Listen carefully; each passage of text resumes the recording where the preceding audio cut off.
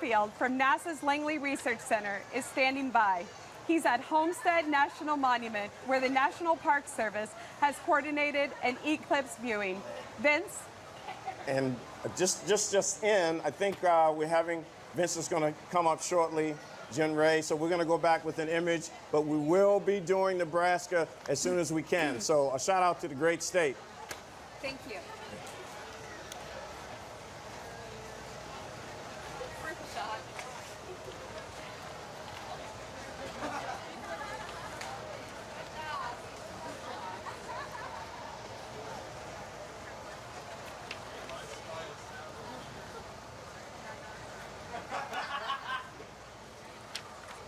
Okay, folks, Jadi and Alex, this is a different view here. What are we seeing, Alex? Well, so we're looking at a different wavelength of visible light. It's called calcium K. So this is light that's produced by excited calcium. And this is showing us the sun as the moon is moving over it. And in fact, if you look over to the left, on the edge of the sun, you actually see sunspots. A sunspot, yeah. And these are regions that heliophysicists like myself and Jari are most interested in, because that's where solar explosions originate from. In fact, the magnetic fields that come up into the corona that we see during the total solar eclipse originate from those sunspots. Yeah. Actually, this sunspot had a solar flare yesterday. Right, and I believe this is coming from Carbondale. So that's, now it's why is it purple? Is that, what's the color? That's actually the light, and the color of the light in the filter. The color is a bluish light, and so it comes out as a purple color. But it is a type of visible light. It's one we look at quite often from both space and the ground, and look in the sun. Now I see some black thingies, look like a little river. You see it over there near the corner on the left? Yeah, that's the sunspots. Now, what's a sunspot, just for our audience here? Those are the regions where most of the space weather actually originates. The solar flares, the coronal mass ejections are regions of the sun that have very complicated magnetic fields. And these are where most of the magnetic energy is actually released. Right, so those are regions of super intense magnetic field, 1,000 times stronger than the Earth's magnetic field. And those have lots of energy, and they drive space weather. Okay, I think that's why we didn't get the Nebraska feed right now. Those things cause that, I think, right? That's right. We're getting a little glitch. Hopefully we get Nebraska. Okay, Sean, we're going back over to you. Talk about moon shattering. That's right, Dwayne. We've got some really incredible imagery for you. This is again from the GOES-16 weather satellite, just launched last year by NASA for our friends at NOAA.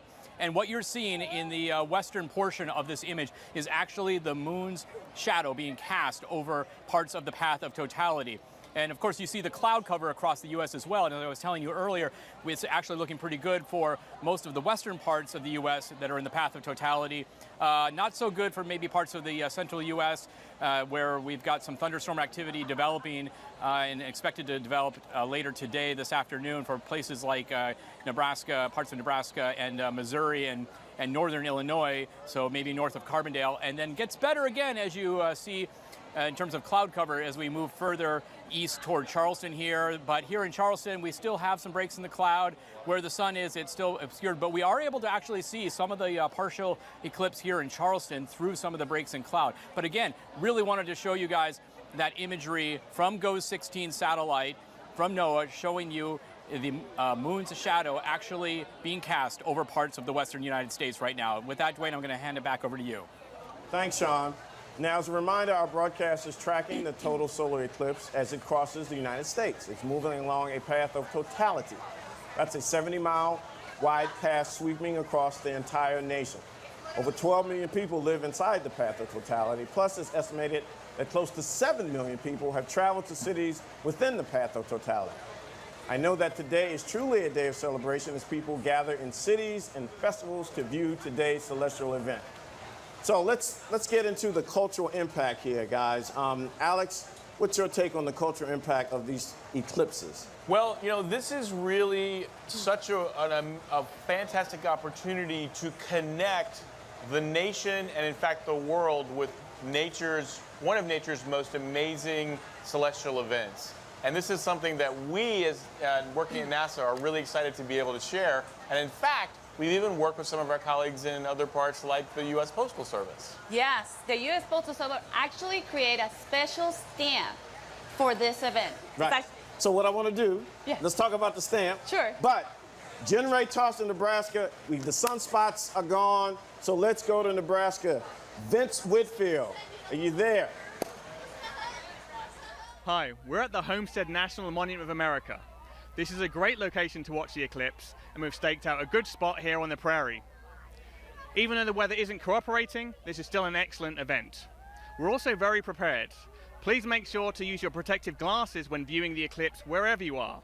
You can cause serious damage to your eyes if you don't take precautions while watching. And there are a lot of people watching. As you can tell, the festivities, just like the eclipse, are in